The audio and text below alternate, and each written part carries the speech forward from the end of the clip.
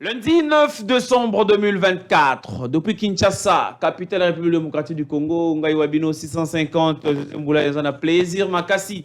Et à retrouver Bino li Soussou na édition Mokolo Mwalelo et Sakola. Et si vous avez te betara masolo dans une situation sociopolitique.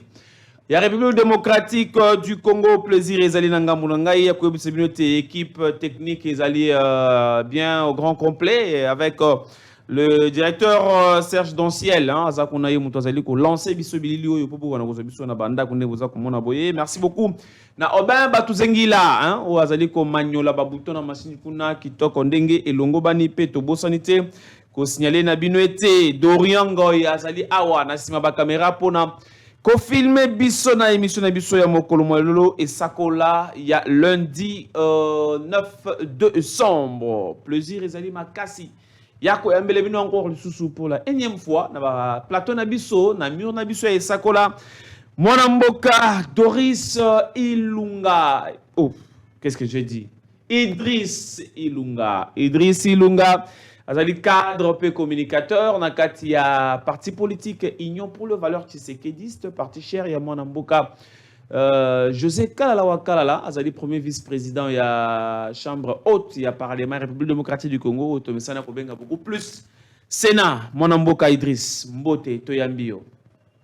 Mbote ndeko journaliste nazana esengo makasi par rapport ya lokasa oyo tindela kingai na banzi mwa mikolo tukutana kiteme ndango na moni lelo nazana esengo makasi ya kozala na etande mabino.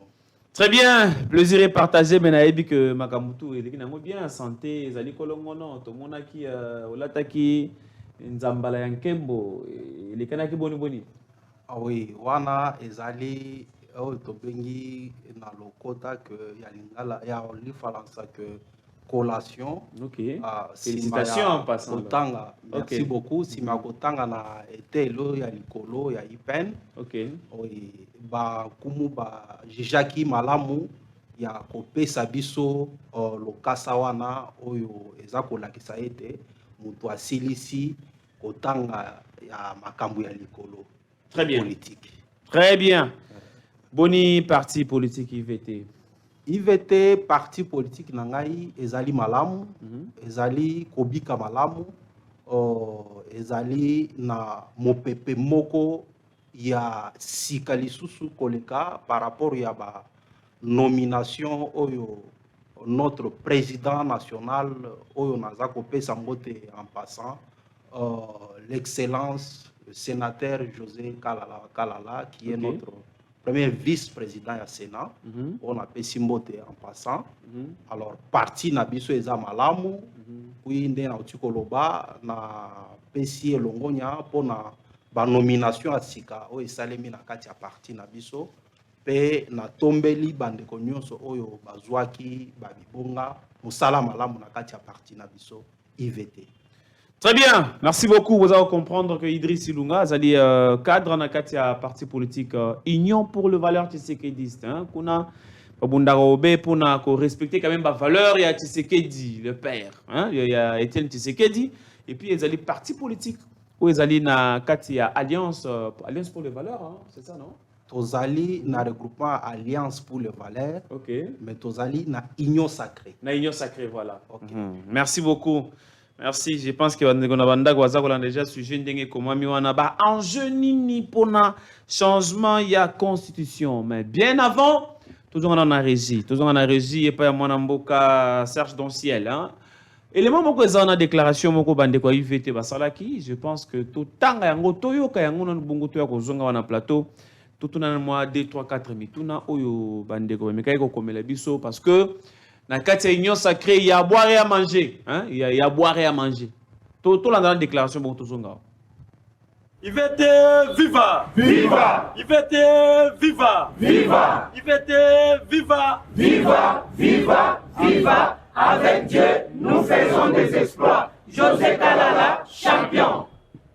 Nous, cadres et membres de l'Union pour les valeurs tshisekedistes, UVT en sigle, parti cher à l'honorable José Kalala Wakalala, premier vice-président du Sénat, réunis ces jours après avoir suivi avec attention et dévouement le discours de son Excellence Félix Antoine Tshisekedi Tshilombo, président de la République, chef de l'État et autorité de référence de l'Union sacrée de la Nation, discours tenus successivement à Kisangani, Lubumbashi et Kalemi et traduisant tous la volonté maintes fois exprimée par le garant de la Nation et du bon fonctionnement des institutions de changer ou de réviser l'actuelle constitution issue de belligérants, attendu que cette sage position rejoint celle de notre héros national, père de la démocratie, Dr Étienne Tshisekedi Wamulumba, d'heureuse mémoire, qui, après avoir décelé les faiblesses et les anachronismes de cette constitution, en avait projeté le changement une fois au pouvoir, considérant l'appel au soutien indéfectible de cette démarche du chef de l'État, lancée par l'honorable premier vice-président du Sénat, José Kalala Kalala, président national de notre parti, nous déclarons ce qui suit. 1. Union pour les valeurs tshisekédistes UVT apporte son soutien indéfectible et sans condition à cette initiative salutaire qui offre au peuple congolais souverain l'occasion en or de s'exprimer en vue d'adopter une constitution qui sera entièrement rédigée ou révisée par leurs compatriotes dans un contexte différent de celui de la belligérance dont les conséquences pèsent sur celles en vigueur actuellement. 2. Considérons que la large légitimité dont jouit son Excellence Félix Antoine Tshisekedi Tshilombo est une opportunité à nulle autre pareille offerte aux Congolais pour qu'ensemble, ils changent ou révisent, puis adoptent une constitution qui sera conforme à leur environnement socio-économico-politique, appelé à régir tous les citoyens de la RDC au-delà de leurs différences et de leurs divergences politiques, religieuses, culturelles, sociales, idéologiques, etc. Que vive la République démocratique du Congo, que vive son Excellence Félix Antoine Tshisekedi Tshilombo, président de la République, chef de l'État. Je vous remercie.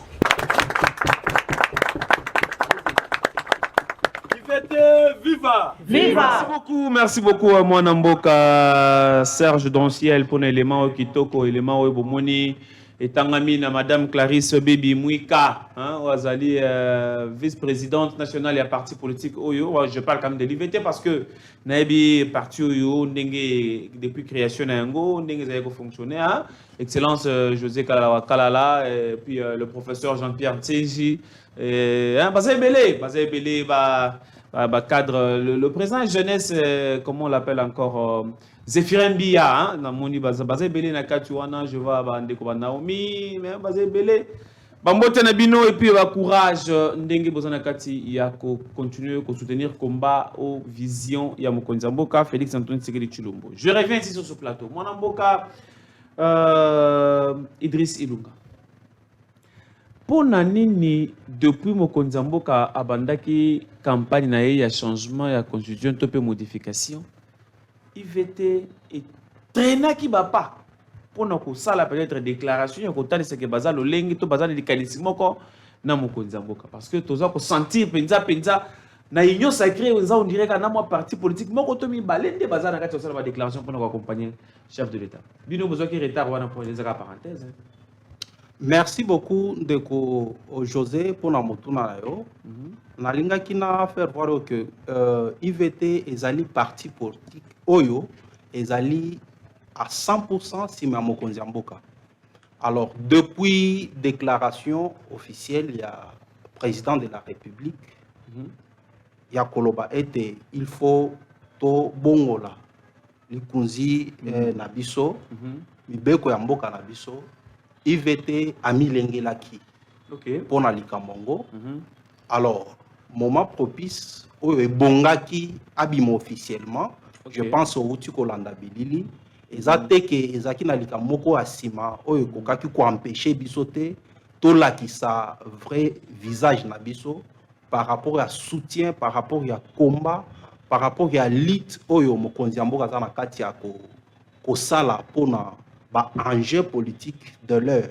Alors je vous réaffirme encore que IVT azali sima ya vision ya mokonzi mboka.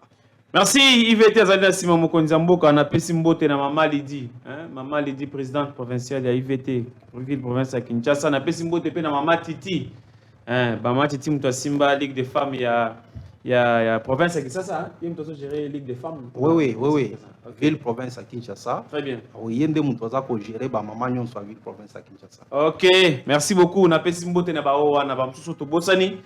Olimisa biso prochainement to bani na obeta masolo. To continue na sujet na biso mokolo moelo. Mwana mboka Idriss. Na yebi que ozali moko ya ba cadre na kati ya parti politique o ezali ko défendre ba valeur tshisekediste. J'insiste sur ça, ba valeur tshisekediste. Est-ce que les lots oyo tout koloba que changement topé modification à constitution ezali moko ya biloko oyo soki même Etienne Tshisekedi ezali ki vivant on va quoi envisager. Merci beaucoup pour na motuna kitoko za ko tuna ngai. Nazali kozongiso mwa sima muke pona kotali souhaité tangu makambo ya élaboration ya constitution toza nango depuis 2006 et alaki ozali koyeba malamu ete Kondo Etienne Tshisekedi wa Mulumba azali moko ya ba oyo azaki déçu na ba to bazaki convoqué pona kovanda esika moko pona kotia makanisi pona bukuli konzi otoza nango lelo. Alors nalingaki na faire voir ete départ ya makanisi wana ezalaki malamu te. Pourquoi? Parce que au moni était na koki kozongiso mwa sima muke et que constitution tozana yango ezali constitution o ezali kozala elongo na makambo biso toza kolinga te na mboka. Ezali constitution o ezali kobala na te na ba réalité o toza kobika na mboka na biso. Alors pona nini okoki koloba ete na lobby eza kobala na te zonga muke na sima okomona te constitution na biso ezalaki élaboré et pas ya bapaya ozomona tango tozotala muke ezali parmi ba constitution ba oyo basalaki ba oyo bavandaki esika moko mpona kotia makanisi ya kokoma constitution à l'époque dans 25 personnes oyo na kati ya ba vérification tosali okomona ete ezali na 7 personnes oyo tokoki komona bazalaki banationaux kasi na kati ya 7 personnes wana ezalaki mpe na ba oyo bazalaki na baidentité douteuse à l'époque. Alors ezali komona bon je pense que bokoki kozanga koyeba te parmi bato bazalaki na kati ya élaboration ya constitution oyo tokoki komona ete banationaux bazalaki tokoki komona professeur Bochab Evariste Bochab oui ye azalaki mwana mboka oyo azalaki ezalaki na ndeko Esambo ezalaki na ndeko Kapanga ozomona mais parmi bato nyonso oyo bazalaki na musala élaboration constitution omoni ete ebele bazalaki bapaya ntango ozoyoka déclaration ya Bob Kabamba oyo tolandaki na antenne ya Top Congo azoloba ete azalaki mandaté epa Belgique mpona koya kopesa ba expertise ya bapaya na constitution na biso ya mboka ozomona puis expertise wana eyaki mpona kosoutenir Sénat oyo ezalaki Sénat de fait Sénat oyo ezalaki reconnu te par ba institution ya 2006 oza komona ete tozalaki musika c'est-à-dire soki tokoloba ete toza na kati ya kobika na mboka na constitution mbuku likonzi ya mboka na biso ezalaki na ba enjeu ebele oyo ekwaki okota en marche pona ko sala bukuli konzi ya mokolo wana. Mais okomona ete na politique ya tango wana ezalaki lokola eloko bazo defisa biso. Ezalaki lokola eloko moko ya bino bozo yeba te nini eza na kati. Donc ba yeko simbisa biso touche. Ba pesi bino yango. OK. Tango okoki kotala malamu okomona élaboration ya article 217. Tant aux autant articles, je ne sais pas ce qui au permettre de s'auto-tanga. Ouais, faut que tanga bande ba congolais bazana besoin. Comment a été? Faut pas te mêler bazo kana bandak ba lo article 217 ba éviter que article ne linko lo banini. Et bongi bo comprendre été ezaki na makambo mususu ou ezaki na kati ya constitution. OK. Oyo ba te mêler baza ko comprendre te pona nini batiaki yango. Oza kolanda. Ouais. Parce que déclaration ya boko mbazolo ba été batinda kiye pona koya kopesa makanisi ya constitution mais avec ba idée avec ba soubassement ou ezaki ya bapaya ozomona. OK. Alors tozotanga article 217 ezakoloba boy. La République démocratique du Congo peut conclure des traités ou des accords d'association ou de communauté comportant un abandon partiel de souveraineté en vue de promouvoir l'unité africaine. Ndeko, batebele bazo comprendre article o mabe. Ba misusu bazo loba, tant bazo loba était abandon partiel et à souveraineté. Baza koloba ete eza mabelete. Eza mabelete, eza bokonzi. Souveraineté oyo bazo tiango na contexte ya bokonzi. Lobi lokola président de la République akoki kopesa bokonzi na ye, akoki kotika ndambo bokonzi na ye, mais baza ko comprendre que abandon partiel ya souveraineté et l'Igni Koloba, c'est une partie des terres. Alors, parce que tant que tanga kolimo la malamu ya souveraineté, souveraineté toza komona eza lokola pouvoir, eza bokonzi. Très bien. Ya likolo koleka, o ezali koyebana na kati ya esika songolo ya mabele. Esika pakala ya mabele. Oza komona. Kasi na constitution na biso, ezo yebisa biso ete mboka oyo ekoki kotika eteni ya souveraineté elingi koloba nini lokola tozali na 26 provinces oyo eza ko constituer mboka na biso eteni moko ya province na biso ekoki kozala envier epa ya mutu songolo mutu pakala akoki ko sakapare na yango. Pourquoi? Parce que na RDC ezali na article moko ya constitution o eza koloba ete lokola RDC eza mboka o yambaka batu nyonso ngai nakoki ko sakapare na esika oyo parce que c'est écrit dans la constitution. C'est pourquoi batebele bazo comprendre pourquoi bitumba est ezo lakate. C'est pourquoi batebele baza koyeba te pourquoi pona nini bapaya ba belligérant baza na sima ya bandeko na biso ba vaze na biso oyo tozo dénoncer butu moi. Pourquoi baza ko occuper mabele na biso? Pourquoi baza na kati ya kokote pa na biso?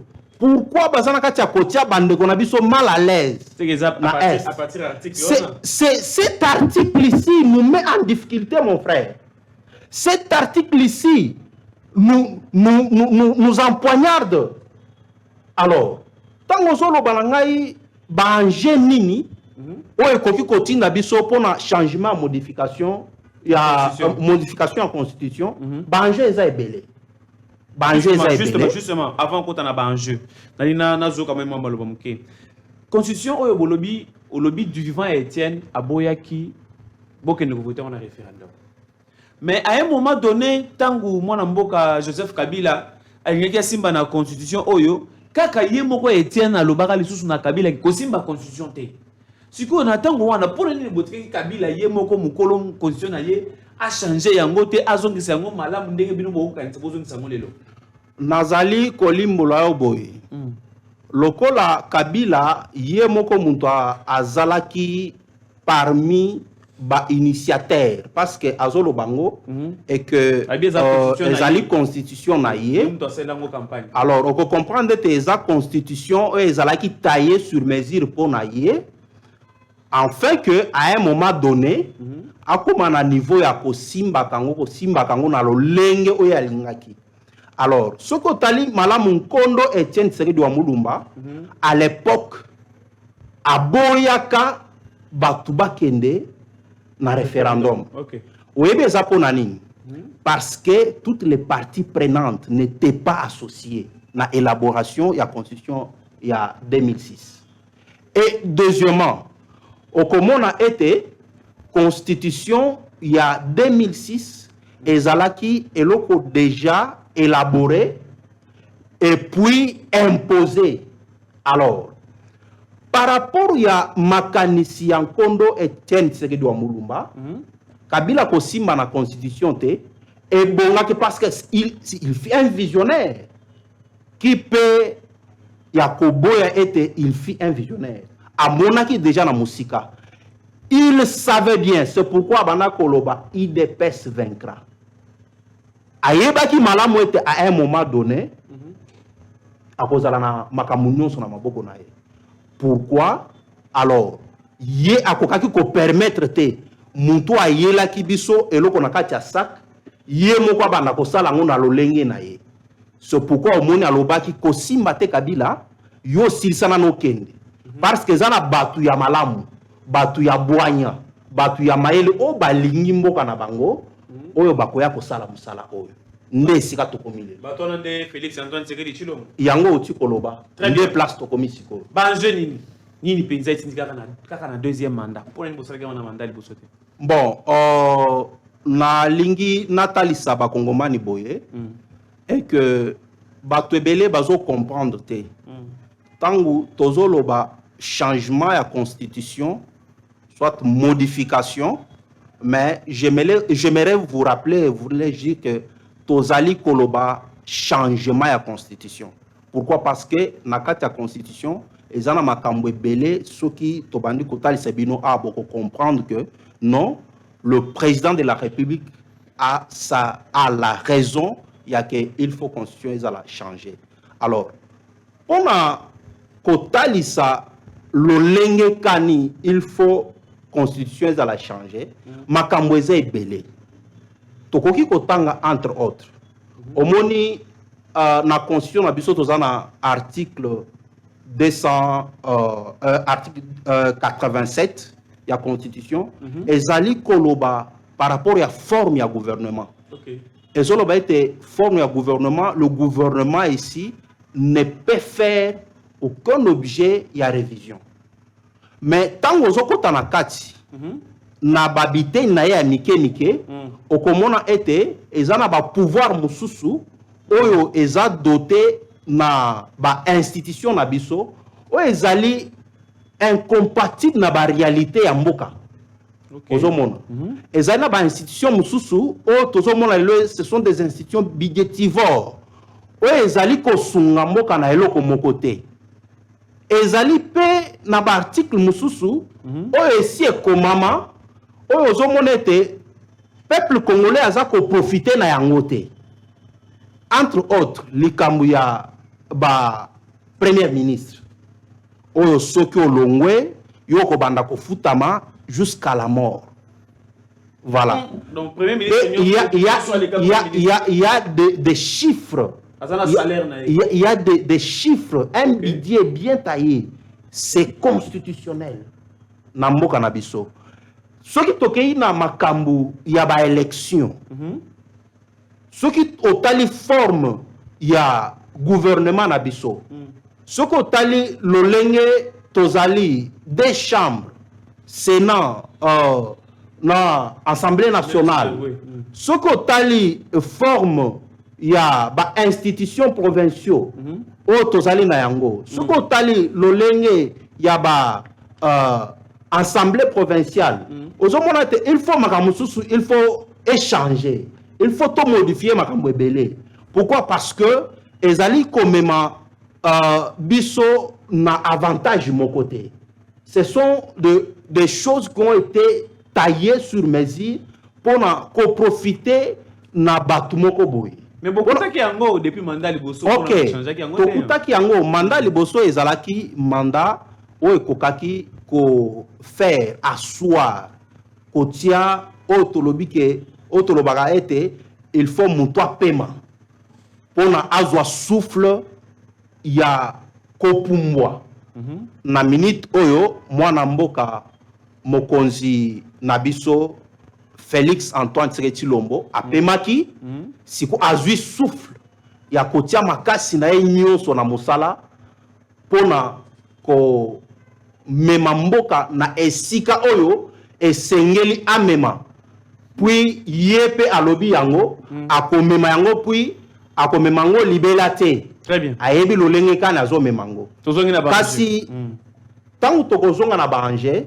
ozomona ete nyonso yo tokoki koloba ngo que ce sont des accessoires. OK. Mais anje ya munene oyo ebongi bakongomani esika ozali soko ozana Ituri, ozana Idiofa, ozana Luputa, ozana Mweneditu, ozana Kabeya Kamwanga. Il faut comprendre que ba anje ce que cause les belé mais tozolo bela likambo mabele. Anje moko oyo il faut constitution oyo ezala changer ezali likambo ya mabele. Mabele na biso ekoki kosala objet ya kosede yango te. On a article 217. Ekoki kosala objet ata moko te ya ke mopaya aya adondwa na yango te. Alors, je pense que Batouebele, Bazana Katiako vulgariser message na lolenge à malamouté. Justement, c'est ce que je voulais dire. Bah, opposant, Bazar Kota dit que lecture n'a bino, bah, tu vas pouvoir, des alliés mabé, bozon, que vous dites, na isika yango, parce que Bozan a besoin qu'on s'éterniser na pouvoir. Kasinga naza kotuna bango. Depuis Mokonziambo Kanakisangani, tango azalaki na Lubumbashi. Na ba déclaration sur le est-ce qu'ABC bateau tenga na ko se représenter pour la le troisième mandat a ko se présenter pour la troisième fois à lobby en hauteur. C'est quelqu'un qui respecte la constitution, c'est quelqu'un qui respecte les lois qu'il a trouvées. Mais cette fois-ci tozolo bela pona likambo mabele. OK. Et bongi bo comprendre que objectif ya mokonzi ya mboka eza pona ko s'éterniser na pouvoir te. Après deuxième mandat na yé sans problème. Ce n'est pas encore le moment. Ce n'est pas encore le moment. Mandat eza non ko. Mandat ezali. Mais parmi makambo il faut travailler likolo na yango ezali changement ya constitution. Très bien. Très bien. Changement de constitution. Les lots, bah, tu vas côté les Benegaka, bah, tu vas bandir on a besoin de pouvoir, bah, côté les Benegaka, article 217. Article 217. Oh, article Moussou. Mais, parenthèse, mon n'a fungola, n'a zongi les sous kaka, n'a pas valeur, tu sais qu'ils disent, oyo, UVT, zana katia ko prôner, n'a moyo bon moya les lots. Bon, mon était. Kosimba mobeko li kondi wana sika sikoyo parce que classe politique il y a les lots ils allaient en opposition ils allaient la majorité ils allaient na pouvoir les lots bango nyonso le bakara modèle na bango zala kondo Etienne c'est ce que doit mulumba bango kuna ba raison ba ko avancer pour na likambo ko boya kosimba mobeko li kondi bino ba ye bozanga mo pouvoir mais beaucoup défendre ba valeur ya Tshisekedi le père bokanisi ete ezali penza malamu ko kendira na logique wana po comme on a vu que commis kotia dictature moko na kati ya gestion en mboka comme ko même biso qui se cesse ko kumbondo wazabanga ndeko José dictature moko ezate. La constitution elle-même a prévu que le président de la République peut initier l'idée de changement ou de modification de la Constitution. Très bien. Puis, Assemblée nationale, réunie en congrès, et koki kovanda kotalisa lolenge kani ebongi kosimba likonzi mobeko na biso. Pe tozali komona lisusu constitution ezongisi pouvoir et pas peuple souverain. Il y a que ekoki pe ko décider soki evandi e yoki lokola toza na kati ya ko betela bango mbela ete na constitution oyo eza na kati ya kokamba biso eza na minduki ebele oyo bapaya banguna batielaki biso oyo ekoki ko permettre te to avancer oyo ekoki ko permettre kini ezala na mboka na biso oyo ekoki ko permettre ete bandeko na biso oyo baza na es bazala na kimia batiaki yango na kati kasi bazoboya kotalisa bino yango alors peuple wana ye moko koki ko se décider ya koloba ete tokei na référendum pour que to changer likonzi mobeko likonzi na biso peuple ye moko ozomona. Très bien. C'est constitutionnel puis c'est prévu ozomona. Alors ebongi te ba politicien mal intentionné bamemango kaka na logique ya ko faire passer le message comme pour dire le président veut changer la constitution pour s'éterniser au pouvoir. Non, ce n'est pas ça. Il faut qu'on faire comprendre Batu Nabisika Bazali, qu'on faire comprendre peuple congolais, qu'on faire comprendre Bisika Nyonso et Sika congolais Azali ayeba ete changement à la constitution ezali garanti il y a qu'au sécuriser unité nationale à biso, qu'au sécuriser intégrité territoriale na biso. Très bien. Alors, merci beaucoup mon amboka nabik nabi na banzi na katio malobate. Je voulais juste intervenir na mituna oyo bandeko bazana katio komela biso awa. Nambaki ba question ebele kulanisa ba téléspectateurs na biso balanda biso. Balobi na tuna balobi ndeko journaliste tunela biso invité na yo. Est-ce que constitution des ali ko empêcher bango basili sanzala na kati ya population tope ko bongisa banzela tope ko bongisela congolais courant mai mboka ebonga mboka etonga ma constitution des ali ko zangisa bino to bomoni kaka ezeli esengeli boke na lombango ko simba constitution po boluka bo umela na bokonzi kasi pona kolimbola na motuna wana ndeko José naebi malamu ete bato ebele baza na kati ya komona comme si rien n'est fait depuis accession ya son excellence le président de la République Félix Antoine Tshisekedi Tshilombo na magistrature suprême ya mboka na biso bato ebele baza komema logique ya que rien n'a été fait mais ce qui tokei pour démontrer ce qui a été fait et ce qui s'est fait maintenant. Au komona ete okoki ko comparer yango te. Oko comparer yango te na régime passé. Ozomona. Bimisa na biloko. Okomona ete eza mosika. No bino bosali ebele. Non non. Bosali ya kitoko koleka. Okoki ko lobate ke bosali ebele nazo affirmer que ebele e salemi. Très bien. Ebele e salemi. OK. Tokoki ko banda kotanga ngote parce que boza conscient boza sûr que ebele e salemi mais na lolenge toza na mboka moko o eza ya que yo longwanga na vanda alors ba message eza mal véhiculé impression baza kotalisa mboka na biso comme si nous sommes le plus pauvre de tous. Non non, il y a beaucoup qui se sont faits na kati ya mboka na biso na ba domaine ebele ozomona na ba domaine ebele okomona ete soki tokei pona 145 territoire okomona makambo ebele esalemi botuna bandeko na biso na province bakoyebisa bino tokokozongela makambo ya gratuité te tokozongela makambo ya maternité te tokozona makambo ya enregistrement ya salarial ya ba fonctionnaire te makambo eze belé salemi alors et bongite kopesa image comme si mboka o ezongi lisusi makoleka par rapport à régime o ezalaki non il y a beaucoup des avancées il y a ebele au mwana mboka a salipé ezali visible les omonana ba Congolais bazana besoin ça l'évangile moko ya kitoko awebisa bango convaincre bango pona nini ba comprendre pona nini en dehors pensaka likambo mabele olobi wana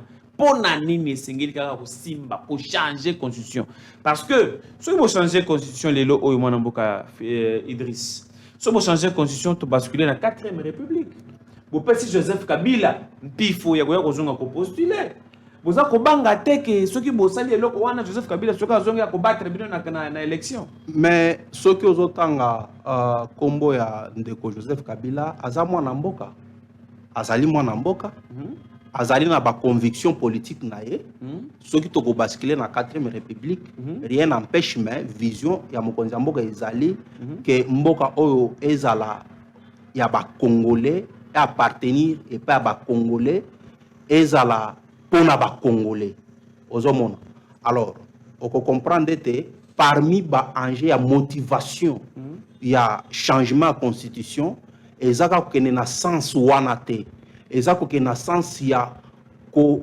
bwakisa ba oyo ya mitema lukundu oyo bazali ko profiter na sima ya ba élément mususu ezala na kati ya constitution batiaka biso mbutu na mboka na biso alors vision ya mokonzi ya mboka ezali ya changement ya constitution ezali pour que ba réalité ya mibeko na biso ezala adapté na ba enjeu majeur ya mboka.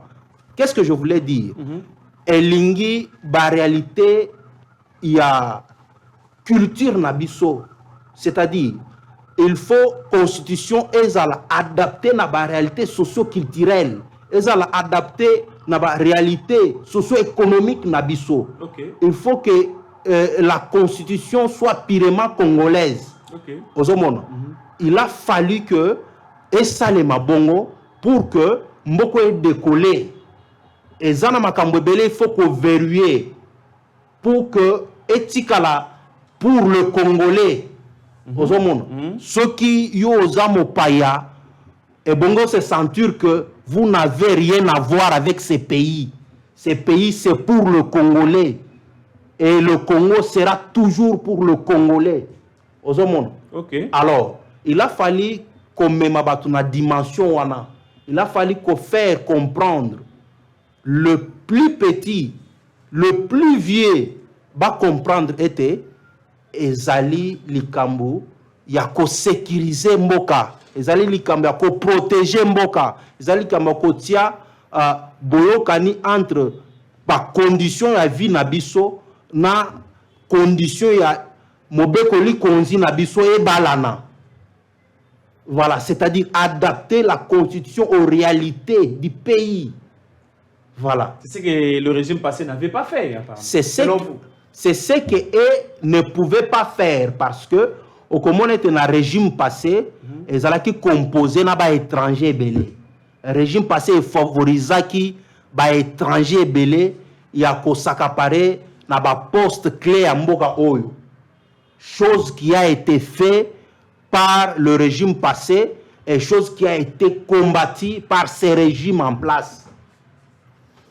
Merci beaucoup. Nous avons rappelé que Idriss Ilunga Zali cadre na katia Union pour le valeur tshisekidiste pe Zali Soussou communicateur il y a parti wana Zali parti cher Mboka José Kalawaka la premier vice-président il y a chambre haute il y a parlement congolais Sénat to kobeta masona o etali ba en jeune ni pona o sengeli to wana ko simba constitution bango baza parti Zali na katia pouvoir parti Zali na katia bokonzi bango ba soutenir ba défendre ka ba valeur tshisekidiste na UVT, oui, c'est ce que je sais. Na UVT va défendre la valeur tshisekidiste. Kasi likambo yo ko to komela ngo likambo constitution oyo. Nde ngo monelo to lungana ko solo to yo kapeto yeba. Mais to zona na régie kuna muke to souffler na na élément oyo pasteur Walesa, pasteur Claude évangéliste Claude Kabundu Walesa ndenge bamei kotalisa biso quand même makambo ebele abondela mpona bato babika abondela mpona mboka nzambe ayoka losambo na ye ba prière na ye ya makasi mpenza basalaka salaka quand même nzambe ayokelaka ye totala na élément bongo to ya kozonga bongo to continuer émission na biso ya mokolo mwa lelo. Ézéchiel chapitre 22 verset 30. Je cherche parmi eux un homme qui élève un mur, qui se tienne à la brèche devant moi en faveur du pays, afin que je ne le détruise pas. En République démocratique du Congo, Dieu sait choisir son humble serviteur, l'évangéliste Claude Kabundi Walesa, afin de prier pour notre pays.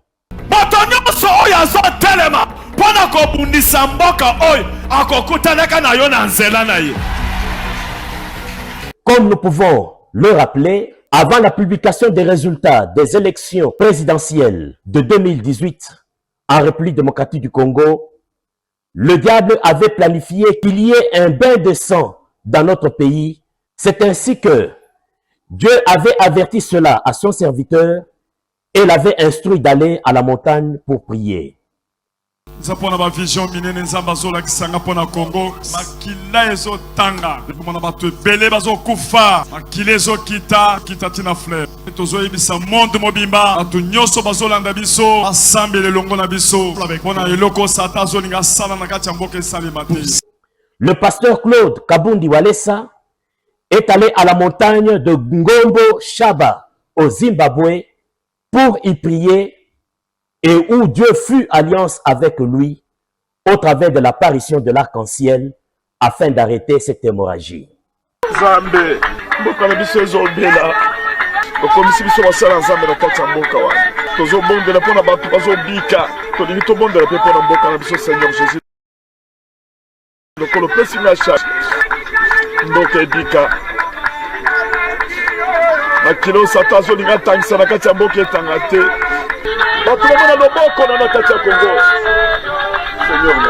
Dieu avait ainsi déclaré ce qui suit. C'est le temps de la paix en République démocratique du Congo, c'est le temps de sa délivrance. Kaka likolo ya ngomba esika tozali, arc-en-ciel ebimi pala moko na couleur ya drapeau ya Congo. Eza signe ya paix, ya restauration. Po ekomi tango ya mboka Congo ezwa pe kimia. Cependant, le même arc-en-ciel qui avait apparu à son serviteur, le pasteur Claude Kabundi Walesa, est apparu le même jour de la publication des résultats à la 10e rue de Limete, fief du candidat élu président de la République démocratique du Congo. Walesa lakisaki biso yango wana toza la 10e rue Limete bino moko bozomona oza accomplissement ya parole e utaki na mnoko ya musali na ye Walesa Claude. D'où il eut passation pacifique du pouvoir en République démocratique du Congo entre le président sortant et le président entrant. Au cours de l'année 2015, Dieu avait révélé à son serviteur, le pasteur Claude Kabundi Walesa, que s'il y a malheur en République démocratique du Congo, c'est parce que, à la source de ce malheur, un ancien dirigeant avait livré le pays entre les mains de Satan. Makambo nyonso ezaka na source. Mboka na biso bateki yango. Mboka na biso sacrifié. Basali ba cérémonie mingi na bakonzi na kati ya mboka. Bateki mboka. Bakonzi mingi bateki bakonzi ya kala. Bateki mboka baso ba témoignage minene sali na kati ya mboka oyo. Ba sacrifié mboka. Basali n'importe quoi. Mais toujours que bato basa puissance azambe. Oboko kokende na source. Esika ba lié mboka. Tolobela mboka. Un ancien dirigeant, étant père de la nation, avait livré le pays entre les mains de Satan. Alors, pour y remédier, il va falloir qu'un autre président de la République, père de la nation, puisse remettre symboliquement le pays entre les mains de l'Éternel pour sa délivrance. Lokola oya salaki alliance, salaki pe mokonzi. Mais azalaki chrétien te. Lokola pouvoir ezana maboko un chrétien, faut sikoyo ye asa la prière ya dédicace pona kozwa mboka na place ezalaki kopesa ngo Jésus. Je dédie solennellement en ce jour la République démocratique du Congo entre tes mains, ô Éternel notre Dieu. Souci tozalaki nango ya kozongisela nzambe mboka na maboko ekokisami lelo. Nzambe apambola président de la République. Toyebi que à partir d'aujourd'hui, Nzambe azobanda makambo asika na Congo.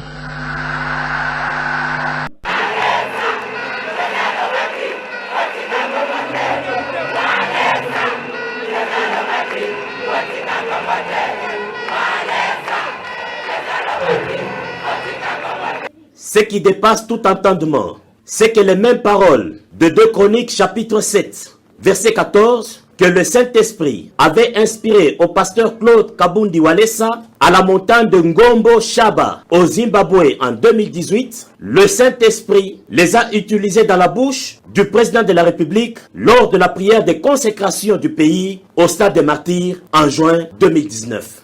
Si mon peuple sur qui est invoqué mon nom s'humilie, prie et cherche ma face, je l'exorcerai du ciel. Merci beaucoup, mon amboka Serge dans le ciel, pour l'élément où il y a évangéliste Claude Kabundi Walesa. Il y a quand même quelques éléments. Il y a une orientation pour qui mieux à l'amboka, abandé ko sambela et puis nous allons nous respecter. Nous allons pe bandé ko sala ko landisa orientation ndinga zali ko pesa yango évangéliste Claude Kabundi Walesa. Merci beaucoup.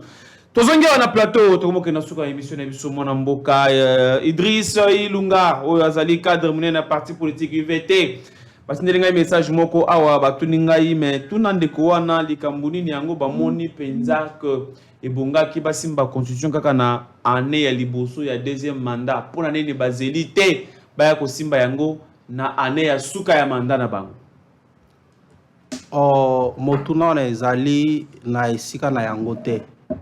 Parce que ce que koloba ete baza kopesa makanisi ya kosimba constitution kaka na manda ya suka ozali ko ozala elongo na ngai pona koyeba ete manda liboso ezalaki manda o ezalaki nde atuni boye année ya liboso ya deuxième mandat nde bobandeli kambo constitution po ani bozalaki te année ya suka ya deuxième mandat na bino neti na ba 2027 non, non, élaboration, il y a changement, il y a constitution, et zali, et le komoko koko salema na mikolo mi balete, et bongi kotia une commission en place, le kolo bolandaki, et pas ya mokonzi mboka tango alobaki, bolandaki ango malamu alobaki que 2 janvier ici 2025, et kozala na équipe et kozala mise en place pour na koyeba lolenge kani élaboration ya constitution ya sika et kozala. Alors lokola ezali musala o tolobaka ete eza prévision ezali musala o ezali une projection et bongi kobanda yango na mwa mikolo pona kosala makambo wana ezala na lombangu te. Très bien. Pona kosala yango ezala ete tobosana ki eloko mususu te. Parce que cette fois-ci bongi constitution ekozala doté na peuple congolais. Faut ezala constitution ekozala taillée sur mesure te. Faut ezala constitution ekozala à la grandeur de ces grands pays.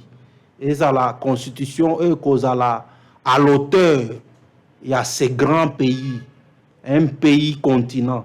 Alors eza musala mukete e bongi ezala na mikolo ebele pona kosala yango. Soki batuni UVT lelo batuni bino makama nini o bino bokoyi kosenga ko proposer na mobeko likonzi ya sika o ezali koya ki ezala biloko moko la priorité pour l'intérêt à Congolais. Ou singeli ba kotsa penza na kati ya constitution. Makambo ezali ebele kasi ya motuye ezali kotia l'homme congolais au centre de toute action. C'est-à-dire qu'on vote ba loi ou qu'on faire participer la personne congolaise à la gestion de ces pays. Okay. Vous savez que ezali na makambo ebele il faut ko sala yango ezali na makambo ebele il faut to comprendre que la population congolaise aza mwa musika na na réalité ya mboka na biso. Alors oza ko comprendre ete il faut makambwana et salema bongo pour que peuple congolais azala pembeni ya mobekoli konzi na ye a se retrouver na lolenge kani, c'est-à-dire ezana balwa o ekokene na sens ya ko privilégier ba nationaux ezali kozala na balwa o ekozala prioritaire pour le peuple congolais. C'est-à-dire ekozala na balwa oyo ekotia un peu à l'écart ba avantage o ezali kozwama epa bapaya na mboka na biso. Très bien. Ba loi sur l'habitat, ba loi sur le baux de loyer, makambo belé, makambo belé. Ba loi sur l'entrepreneuriat, makambo belé. Alors, on comprend c'est pourquoi ozomona mokonzi mboka azana kati ya qualité pour que cette constitution soit changée, pour que cette réalité-là, la réalité constitutionnelle s'adapte aux réalités socio-culturelles, socio-environnementales ya mboka na biso, socio-économiques ya mboka na biso. Parce que ce sont des choses qui ne sont pas, qui n'ont jamais été prises en compte dans la Constitution en 2006. Voilà. Tout le monde est en kasi nini eza kosala que yi politique ya ngambo opposition bayo kalikanisi na bino wana malamu penza te na matoi na bango pona yo?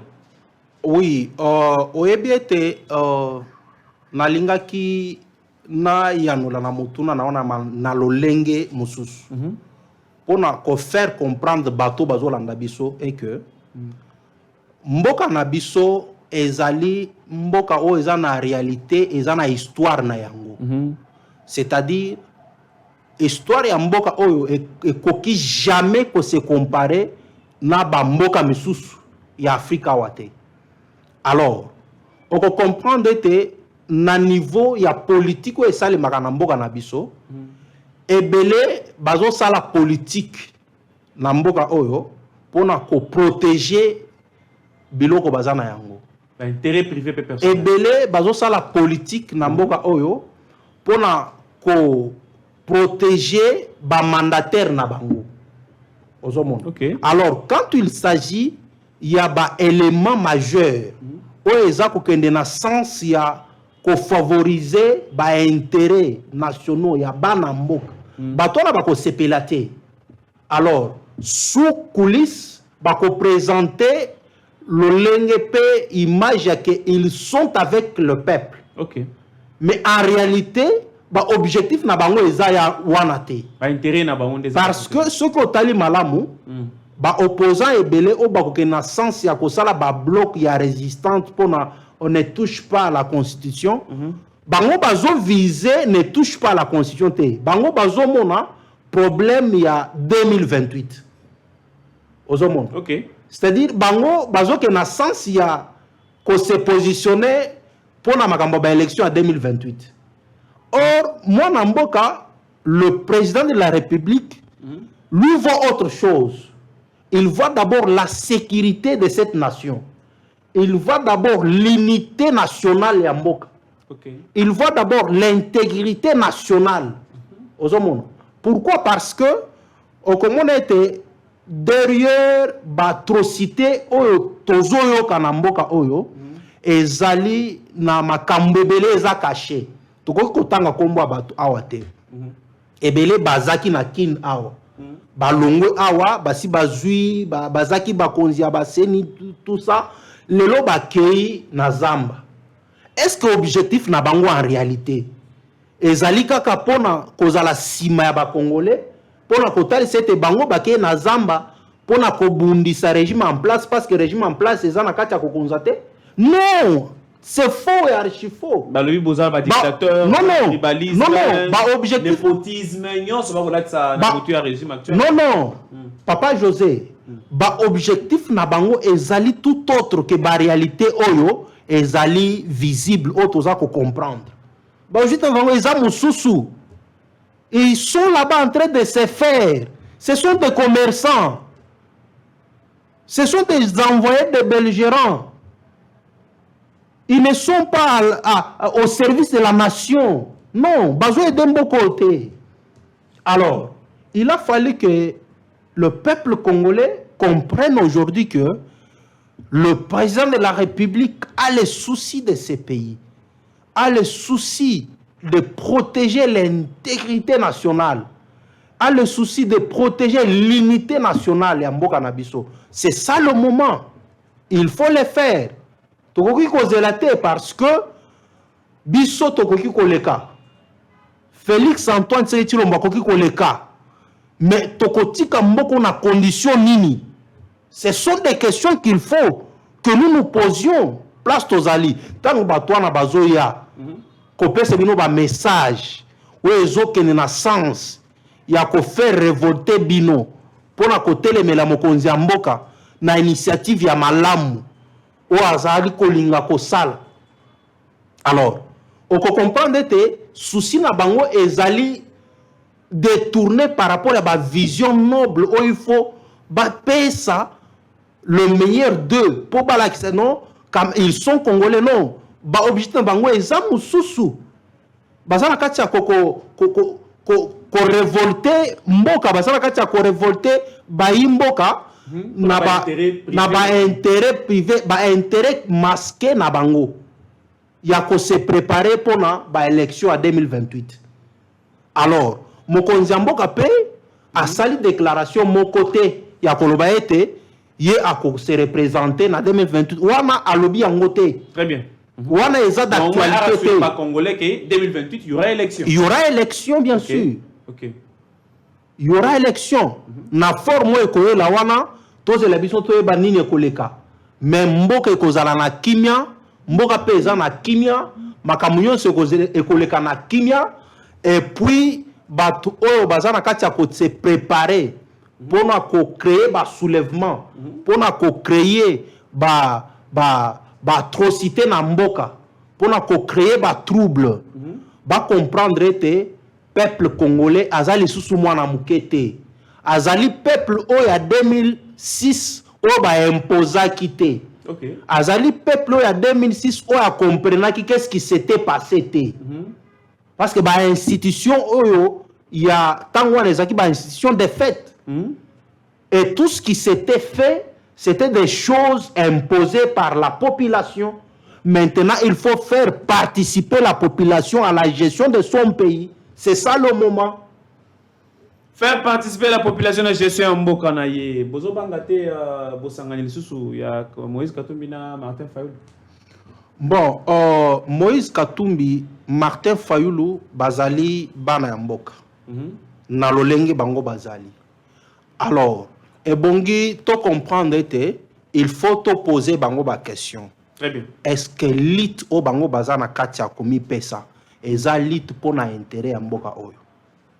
Il faut komi tuna. Il faut komi tuna na kokende na sens ya kotanga ba komwa batute, mais il faut toyeba lolenge ya kobikela ya batuana, totala ba modèle na bango, puis to se faire image ya ke lobby par rapport à makamozolo balelo, qu'est-ce qu'il peut faire aussi? Ce que koko tanga ndeko tangi o azalaki mokonzi ya province ya Katanga. Moïse Katumbi chapo. Kasi agiraki na régime ya bato akala. Qu'est-ce qu'il avait fait pour ce pays? Bon bien, mais à son époque Katanga quand même nzale zala kité ndenge zalelo. Mon frère, kolobate ke nzale zala kité. Pe sikoya oloba ke nzale ezali. Koloba bongo te. Koloba bongo te. Nzale eza esika moko te. Ce sont des réalités normales. OK. Ce sont des réalités normales. Besoin de mater que côté beaucoup bino ba régime actuel. Bon de mater côté social nzala ba congolais bolongi ngona nte. Mon frère, écoute, je voulais vous poser la question. Ata leloyo mboka oyo tolobi ete. Il faut chaque matin basala ba cantine ya distribution gratuite ya biloko kolia. Nazo tuno mutuna. Il faut bayebisa pe mutu wana ke vande pa na yo to memelo biloko kolia. Faut mutu wana azwa makasi ya kotele makende place oyo distribution biloko gratuite wana akende kozwa. C'est pour dire que il faut travailler partout ailleurs, partout dans le monde, il y a ceux qui souffrent. Ce n'est pas pour donner l'image à la communauté peut-être internationale, la communauté africaine, comme pour dire que ce pays, c'est un pays de rien du tout.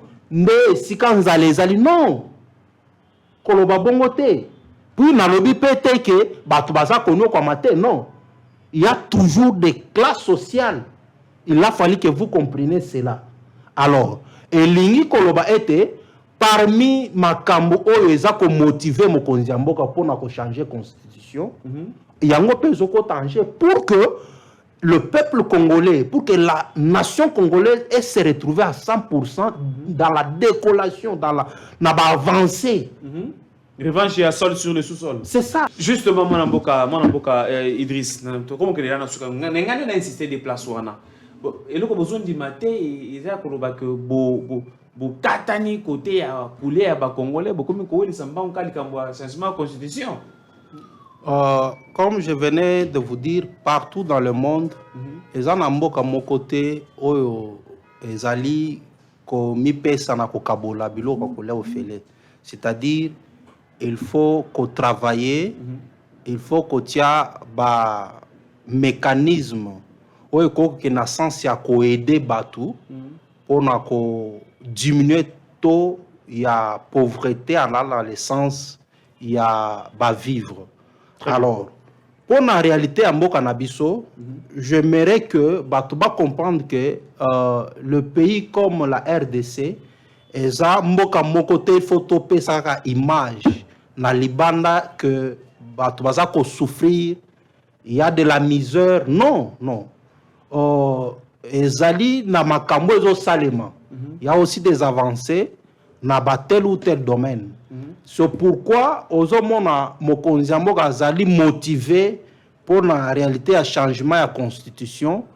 C'est par rapport à tout ceci pour adapter la réalité ya Mboka Oyo na lolenge bato baza ko bikela. C'est-à-dire ko favoriser ba couche sociale nyonso et se retrouver par rapport à lolenge baza ko bikela na ba province na biso na ba territoire na biso. Très bien. Na ba bisika nyonso eza na kati ya mboka na biso. Très bien. Alors, voilà, tout comme il y a dans ce cas, message de la Congolais va retenir nini en général par rapport à un jeune sous un katia campagne dans un katia de changement de constitution. Oui, nazali ko passer message précisément na communauté internationale, nazali ko passer message na ba diaspora, nazali ko passer message na peuple congolais nyonso pona bo comprendre été ezali likambo mabele. Il s'agit de notre terre. Ni problème ya inchi yetu. Ezali likambo mabele. Mwalubwa ditunga, mwalubwa malaba. Alors, il a fallu que vous compreniez que c'est ça le moment. Voici le moment qu'il faut que nous prenions les choses dans nos mains. Il a fallu que nous comprenions que voilà le moment qu'il faut que nous nous mettons en responsable pour la sécurisation. Il y a intérêt, il y a Mboka Nabiso.